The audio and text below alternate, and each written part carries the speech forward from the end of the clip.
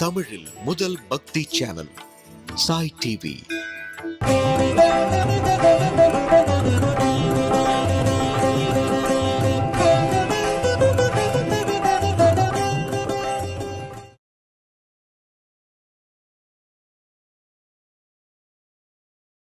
சிவாய நமஹா.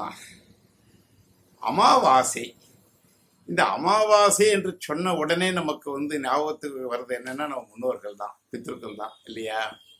இந்து மதத்தில் இருக்கக்கூடிய அத்தனை பிரிவு, எந்த பிரிவை சேர்ந்தவர்களாக இருந்தா என்ன, அத்தனை பேருக்கும் அமாவாசை என்று சொன்ன உடனே பித்ருக்கள் நினைவுக்கு வருவது மாத்திரமல்ல நண்பர்களே, அவர்களுக்கு திதி கொடுக்க வேண்டும் அப்படிங்கிற எண்ணமும் கூட வருகின்றது. உறுதியான நம்பிக்கை உள்ளது நண்பர்களே. இந்து மதத்துல, இந்து தர்மத்துல இருக்கக்கூடிய எந்த பிரிவை சேர்ந்தவர்கள் தான் இந்த என்ன, அவாவாக்குளும் அவாவர்களுக்கு வசதி, அவர்களுக்கு தனித்தனியான சம்பிரதாயங்கள் இருக்கு இல்லையா? ஒவ்வொரு குலத்துக்கும் ஒவ்வொரு சம்பிரதாயம் இருப்பது காலங்காலமா தொண்டு தொட்டு வரக்கூடிய ஒரு விஷயம்தான் நண்பர்களே. அதில் சில மாறுதல்களும் வேறுபாடுகளும் இருக்கலாம், ஆனால் நம்பிக்கை ஒன்றுதான். அதுவும் குறிப்பாக அமாவாசை என்று சொல்லும் பொழுது திதி கொடுப்பது முன்னோர்களுக்கு என்பது வழி வழியாக தொன்று தொட்டு வந்த ஒரு நம்பிக்கைக்கு உறுதியான விஷயம் மாத்திரமில்லை, உண்மை, அது சத்தியம். அது ஆம், பித்ருக்களுக்கு நாம் அன்று கொடுக்கக்கூடிய திதியானது, அவர்கள் நினைத்து நாம் செய்யும் சடங்கானது நம் குடும்பத்துக்கு நல்லது செய்யும் நண்பர்களே. இது பொதுவா அமாவாசை என்றால் நமக்கு தெரியும். அதிலும் குறிப்பாக மகாலய அமாவாசை அப்படின்ட்டு சொன்ன உடனே நமக்கு இன்னும் கொஞ்சம் உத்வேகமும் ஒரு பக்தியும் சத்தையும் அதிகமாக தான் ஆகின்றது நண்பர்களே. மகாலய அமாவாசை என்பது ஒரு விசேஷமான ஒரு அமாவாசை. அன்று இன்னும் அந்த அமாவாசைக்கு இன்னும் பவர் அதிகமா இருக்கு நண்பர்களே. ஆம், இந்த மகாலய பட்சம், பட்சம் என்றால் என்ன நமக்கு எல்லாருக்கும் தெரியும், 15 நாட்கள் என்று. அதாவது கன்னியாராசியில சூரியன் பிரவேசிக்கிறாரு, அதை உத்தேசித்து மையமாக அமைந்துள்ளதுதான் இந்த மகாலய பட்சம்.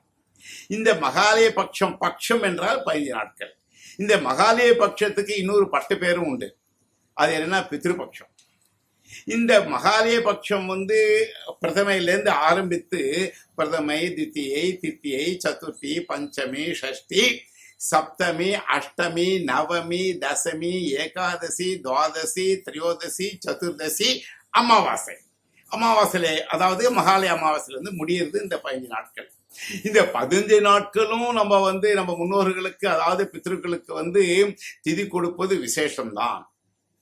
அதுவும் குறிப்பாக மற்ற நாட்கள் நம்ம தரமோ இல்லையோ, மகாலய அமாவாசை அன்று நாம் செய்யும் முன்னோர்களுக்கு உரித்தான இந்த சடங்கு என்பது அந்த யாரு செய்கிறாரோ அந்த தனிப்பட்ட நபருக்கும் நல்லது கிடைக்கும், அந்த குடும்பத்துக்கும் க்ஷேமம் உண்டாகும், அவளையே நாடும் மக்களும் சுபிக்ஷமாக இருப்பார்கள். அதாவது ஒரு தனிப்பட்ட ஒருவர் அவர் குடும்பத்தில் உள்ள முன்னோர்களுக்கு, பித்ருக்களுக்கு திதி கொடுப்பதன் மூலமாக அவருக்கும் நன்மை கிடைக்கின்றது. அந்த குடும்பத்தில் உள்ளவர்களுக்கும் மன அமைதியும், நோய் இல்லாத ஒரு வாழ்க்கையும், மனசாந்தியும், அமோகமான வாழ்க்கையும் அமைவதற்கு வழிவகுக்கும் அந்த அமாவாசை திதி கொடுப்பது. அது மாத்திரமல்ல, உலகத்துக்கே நன்மை கிடைக்கும். ஏனெனில் இந்து செய்யக்கூடிய ஒவ்வொரு சடங்கிலும் உலக நன்மைக்காகவும் பிரார்த்தனை அடங்கியுள்ளது நண்பர்களே. ஆனால் தான் என்னமோ வள்ளுவ பெருமான் அவரே இந்த பித்ருக்களை பத்தி குறிப்பிட்டு நமக்கெல்லாம் தெரியுதே இல்லையா? ஒரு குரல் வருதே, தென்புலத்தார் தெய்வம் விருந்தொக்கல் தானென்றாங்கு ஐம்புலத்தாறு ஓம்பல் தலை. அதாவது ஒரு ஐவகை அறநெறிகளை வள்ளுவ பெருமான் நமக்கு எடுத்து கூறுகிறார் இந்த குரல் மூலமாக.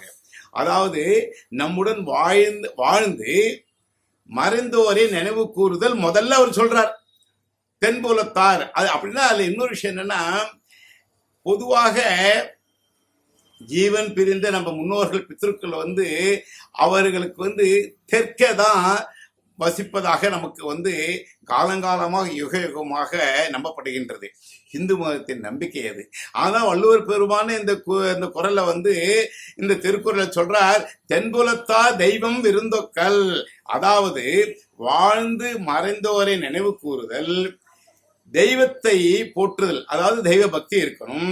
மூன்றாவது விருந்தோம்பல், நம்ம இல்லத்திற்கு வருவங்களை உபசரிப்பது. நான்காவது நம்ம சுற்றம் உறவினர்களை கவனிப்பது. இதன் மூலமாக ஐந்தாவது தான் சரியான நிலையை பெறுவது, நிலையை அடைவது. இதுதான் இந்துவின் நோக்கம். இந்த ஐந்தும் முக்கியங்கிறார் வள்ளுவ பெருமான் திருவள்ளுவர். அது முதல்ல எதை குறிப்பிடுகிறார்? பித்ருக்களை.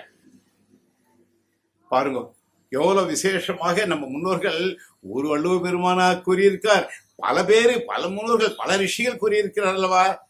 அந்த ரிஷிகள் வழியில வந்தவர் தான் வள்ளுவ பெருமானும் கூட. வள்ளுவ பெருமானும் ஒரு மகரிஷி ஆவார்.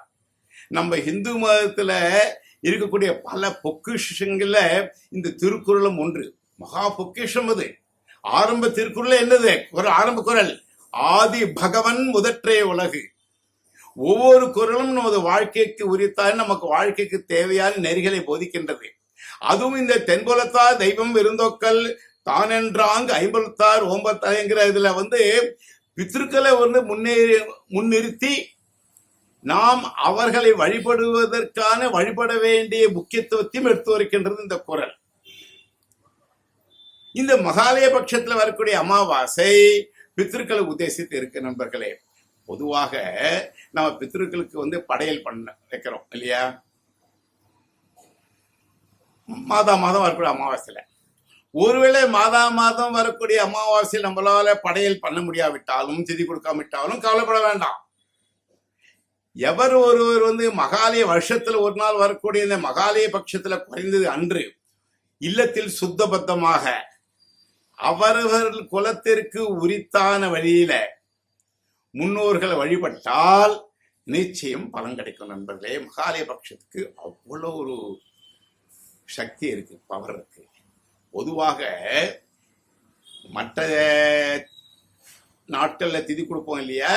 அப்பா இறந்த திதி அல்லது அம்மா இறந்த திதியில அல்லது மற்ற அமாவாசைகள்ல அப்ப பித்ருதேவன் மூலமாக நம்ம பித்ருக்களுக்கு போய் அடையிறது. ஆனால் இந்த மகாலய பட்சத்துல முன்னோர்கள் தெரியுமா சொல்றாங்க நமக்கு, பெரியவர்கள் எல்லாரும் பித்ருக்குள்ளே பித்ருதேவன் யமதேவனோட அனுமதி பெற்று அவர்களே சாட்சாத் அப்படியே வரலாம் பூலோகத்துக்கு. இந்த 15 நாட்கள் ஏங்கலாம்.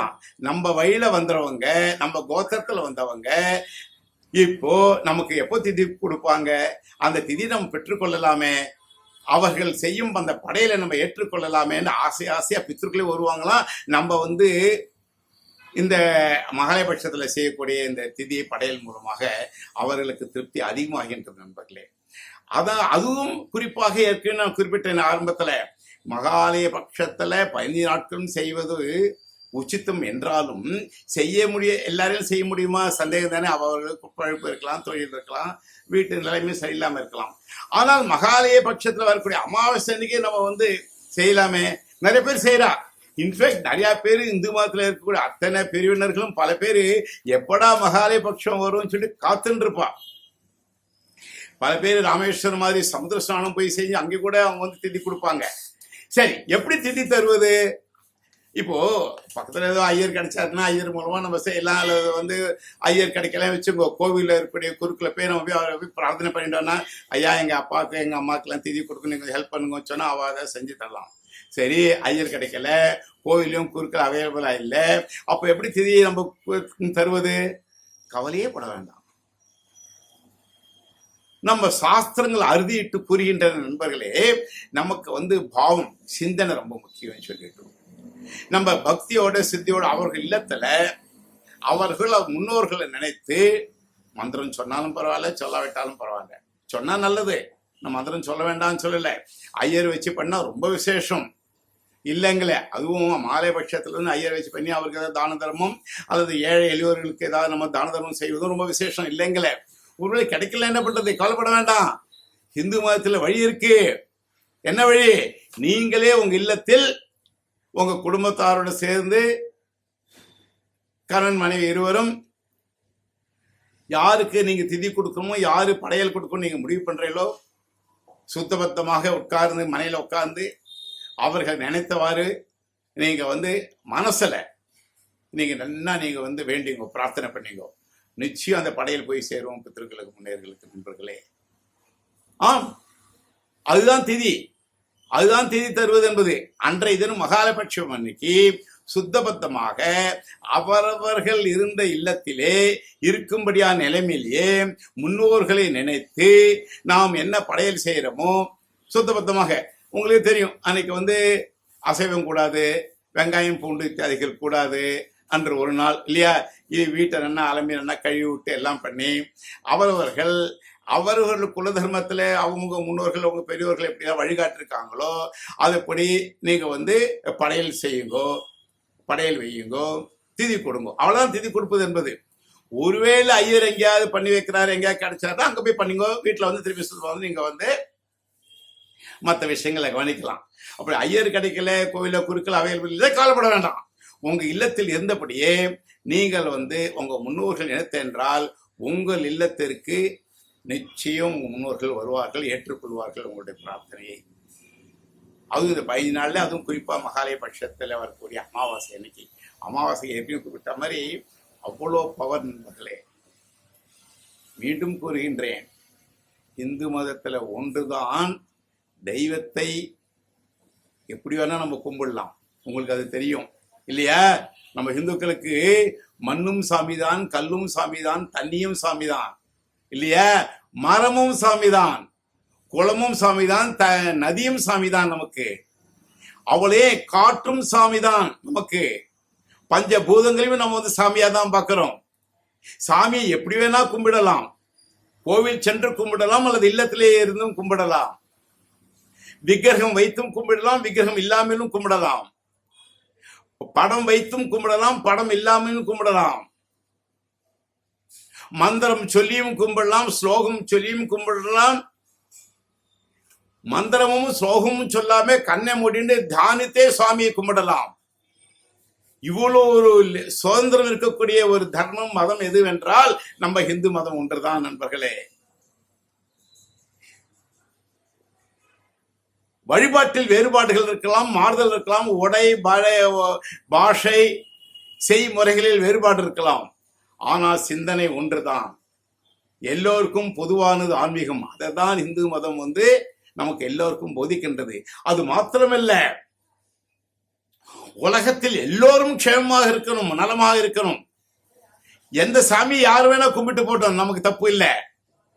அவரவர்கள் எந்த வழிபாட்டில் அவரவருக்கு ஈடுபாடு இருக்கோ அந்த வழிபாட்டு முறையில் அவர்கள் பின்பற்றி அவர்கள் பரம்பொருளை அடையலாம். அப்படின்னு நம்பிக்கை இருக்கக்கூடியவன் யார் என்றில் இந்த உலகத்துல இந்து ஒருத்தன் தான். அவனுக்கு வேற்று மதத்தினரிடமும் அல்லது வேற்று வழிபாட்டினரிடமும் எப்போதுமே விரோதம் இருக்காது அவனுக்கு. ஏனெனில் அவன் எல்லோரும் நல்லமாக இருக்க வேண்டும், எல்லோரும் கடவுளை அடைய வேண்டும், எல்லோரும் பரம்பொருளை தெரிந்து கொள்ள வேண்டும் என்று விரும்புவன் தான் ஹிந்து. பரந்த மனப்பான்மை உடையவன் ஹிந்து. ஆனாதான் வள்ளுவர் பெருமான் கூட திருக்குறளில் பார்த்தோம் என்றால் பல இடங்களில் இதை அறுதிட்டு கூறுகின்றார். அவர்களுக்கே உரித்தான அவரது பாணியில். ஆரம்பமே ஆதி பகவான் முதற்றை உலகம் சொன்னவர். உங்களுக்கு எல்லாம் தெரியாம இல்ல, திருக்குறளை பத்தி நான் என்ன சொல்லி உங்களுக்கு தெரியப்படுது. உங்களுக்கு எல்லாருக்குமே திருக்குறள் பரிச்சயமான ஒரு நூல் தானே. அதுவும் குறிப்பாக இந்த பித்ருக்களை உத்தேசித்து வரக்கூடிய இந்த குரல் பார்த்தோம் இல்லையா, தென்படுத்தார். நேரடியாகவே பித்ருக்களுடைய முக்கியத்துவத்தையும் பித்ருக்களுக்கு நாம் ஆற்ற வேண்டிய கடமையையும் வள்ளுவ பெருமான் எடுத்து கூறும் வகையில் அமைந்துள்ளது இந்த திருக்குறள். மீண்டும் இந்த மகாலய பட்சத்துக்கு நான் வருகின்றேன் நண்பர்களே, ஞாபகப்படுத்துகிறேன். வருடா வருடம் வரக்கூடிய இந்த மகாலய பட்சத்துல வரக்கூடிய அமாவாசையை நாம் தவறிவிட வேண்டாம். யார் செய்யலாம், யாருக்கு தகுதி இருக்கலாம், யாருக்கு அப்பா இல்லையோ அவர் திதி கொடுக்கலாம். அவர்கள் இல்லத்திலே சுத்தபத்தமாக நீங்க எது உச்சித்தம் எது நீங்க வசதி நினைக்கிறோ அவ்வாறு படையல் செய்து நீங்க பித்ருக்களை கும்பிடுங்கோ. உங்களுக்கும் நல்லது, உங்க குடும்பத்துக்கும் நல்லது. இந்த உலகத்தில் இருக்கிற அத்தனை மக்களும் நன்மை பெற வேண்டும் என நாம் எல்லோரும் வேண்டிப்போம். நாராயண சாய் டிவி நிகழ்ச்சிகள் உங்களுக்கு பிடிச்சிருக்கா? லைக் பண்ணுங்க, ஷேர் பண்ணுங்க, கமெண்ட் பண்ணுங்க, சப்ஸ்கிரைப் பண்ணுங்க. பக்கத்தில் இருக்கிற பெல் சிம்பலை பிரஸ் பண்ணுங்க.